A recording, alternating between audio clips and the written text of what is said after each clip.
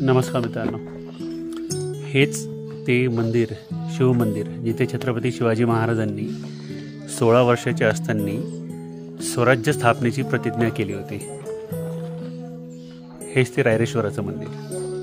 चला बघूया. नेहमीप्रमाणे पनवेलच्या वडाळे तलावावर आम्ही केक कापून इंग्रजी नवीन वर्षाचे स्वागत केले आणि येथील रोषणाईचा मनमुराद आनंद घेतला.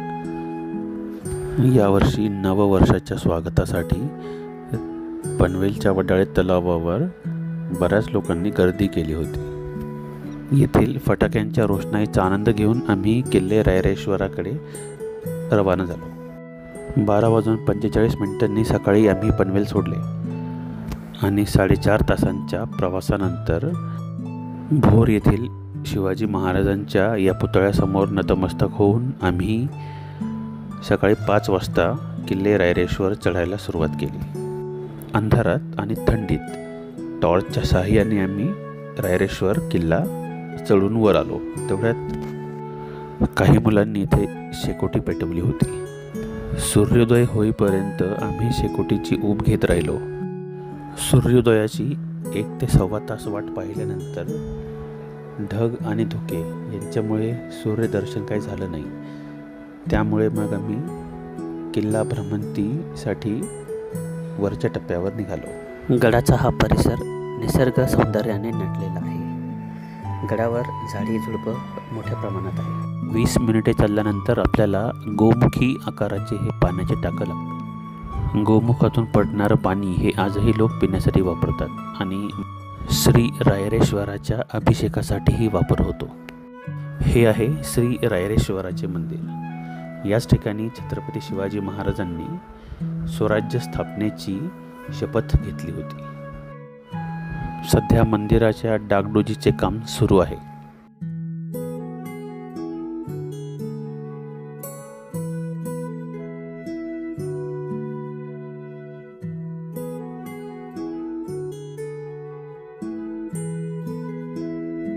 मंदिरासमोरच छत्रपती शिवाजी महाराजांचा हा पुतळा दिसला आणि या पुतळ्याच्या मागून होणारा सूर्योदय अप्रतिम होता.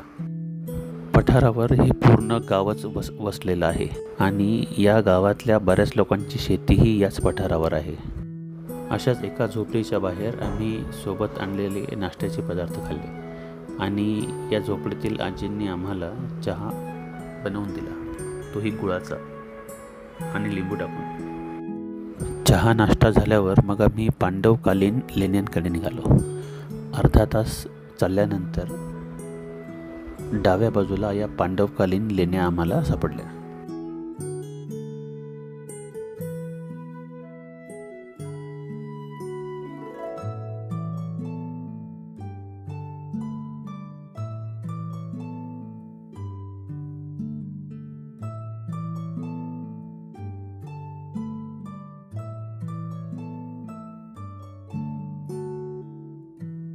लेण्या बघून परत मंदिराकडे आलो आणि मंदिराच्या मागच्या बाजूला असणाऱ्या पठारावर 7 रंगांची माती इथे आढळते आणि मग ती पाहण्यासाठी परत अर्धा तास पायपीट करून आम्ही पठारावर पोचलो.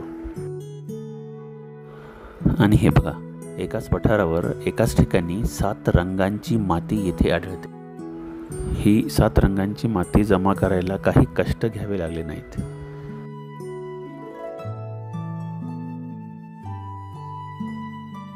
आता मग आम्ही गड उतार व्हायला सुरुवात केली.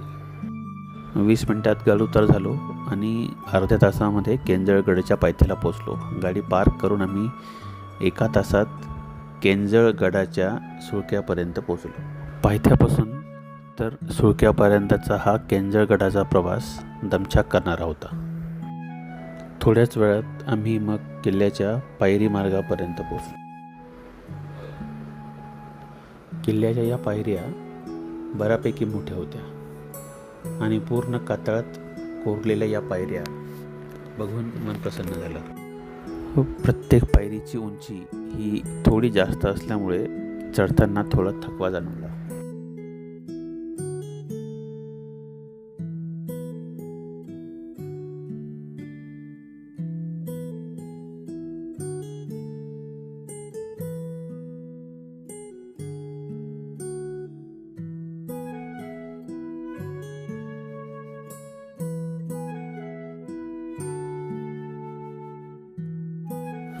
गडाच्या माथ्यावर आल्यावर उजव्या बाजूला हे एक देवीचं मंदिर आपल्याला बघायला मिळतं. गड किल्ले संवर्धन समितीतर्फे हे मंदिर परत बांधण्यात येणार आहे असं कळालं. देवीचे दर्शन घेऊन मंदिराचा मागचा भाग पाहण्यासाठी निघालो. जवळच एक चुन्याचा खाना सापडला. याच ठिकाणी गडावरील वास्तू बांधण्यासाठी चुन्याचे मिश्रण तयार केले जात असे. इथून जवळच एक धान्य कोठार नजरेस पडलं. ते आता पूर्णतः पडीक आहे. छप्परेचं पडलेलं आहे, पण भिंती अजून शाबूत आहेत.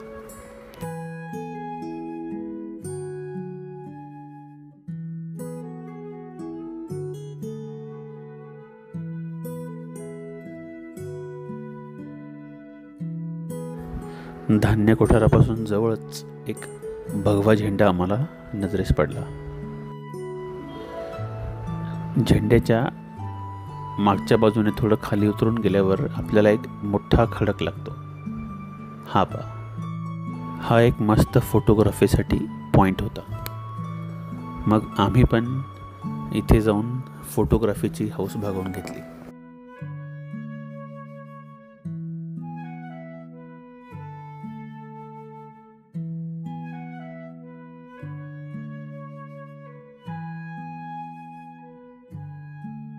किल्ल्याच्या दुसऱ्या टप्प्यावर एक भगवा झेंडा आहे आणि त्या झेंड्यापासून थोडं खाली उतरून गेलं, कातळात कोरलेलं पाण्याचं टाकं आढळलं.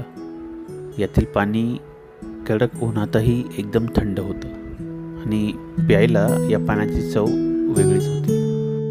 आता आम्ही गड उतार व्हायला सुरुवात केली. पायऱ्या उतरून खाली आल्यावर पायऱ्यांच्या खालीच एक कातळात कोरलेली गुहा आढळली. ही गुहा खूप खोलवर कोरलेली होती.